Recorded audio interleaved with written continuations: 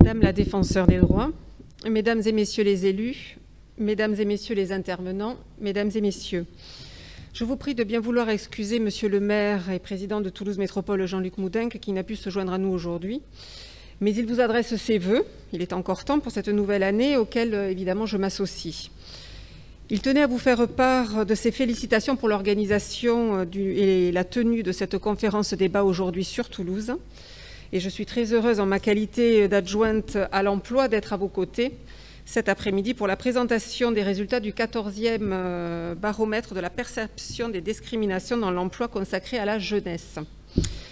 Si vous le permettez, j'évoquerai les actions que la collectivité mène pour lutter contre toutes les formes de discrimination, une politique prise à bras-le-corps par la mairie de Toulouse. En 2008, c'est la création de la mission égalité et diversité de la mairie de Toulouse. Il y a également eu la mise en place d'un élu en charge de ces sujets. Fela Halal est aujourd'hui donc la conseillère municipale en charge de la lutte contre les discriminations et j'en profite pour l'excuser, elle ne pouvait pas être là parmi nous aujourd'hui. 2018-2020, sous l'impulsion de Jean-Luc Moudenc, il y a eu la mise en place d'un plan d'action de prévention et de lutte contre les discriminations, le racisme, l'antisémitisme, la haine anti-LGBT. Et ce plan d'action a été élaboré sur les exercices 2018-2020. Il y a eu également des événements de sensibilisation et de mise en avant de la lutte contre toutes les formes de discrimination qui ont été soutenus par la collectivité. Et de la même manière, la collectivité a également soutenu un certain nombre d'associations qui luttent contre les formes de discrimination. La mairie a donc la volonté de promouvoir la connaissance et l'observation des discriminations. Elle a également la volonté de communiquer pour transformer les représentations et faire reculer les stéréotypes. Elle a aussi la volonté d'agir en partenariat sur les discriminations directes, indirectes et systémiques en appuyant la transformation des pratiques des acteurs.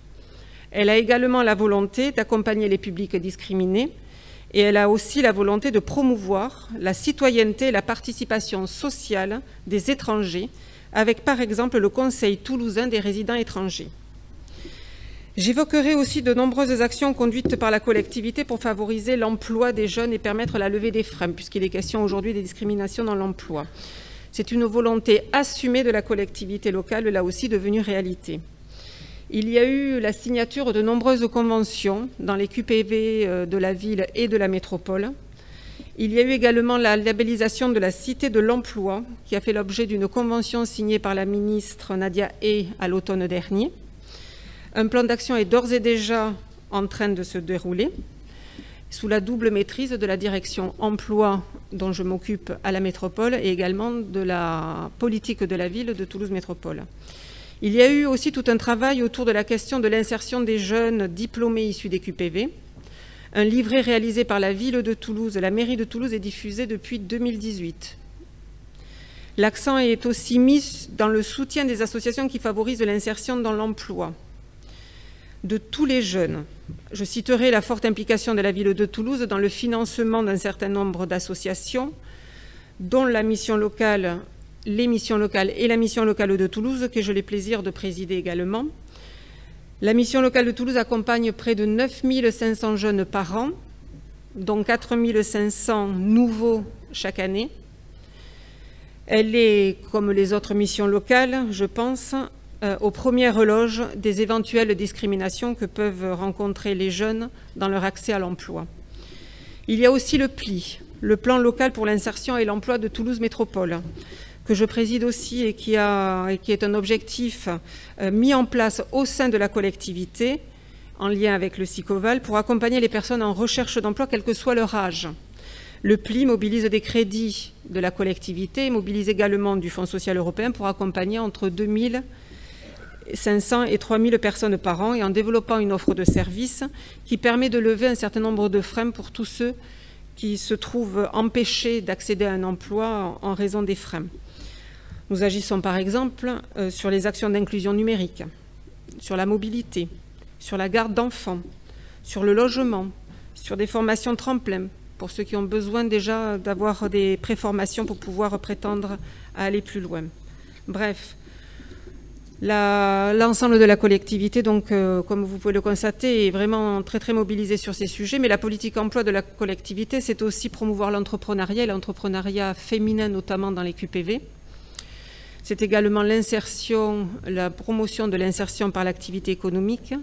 C'est aussi le renforcement des clauses sociales dans les marchés publics de la collectivité, mais également la promotion des clauses sociales dans le secteur privé.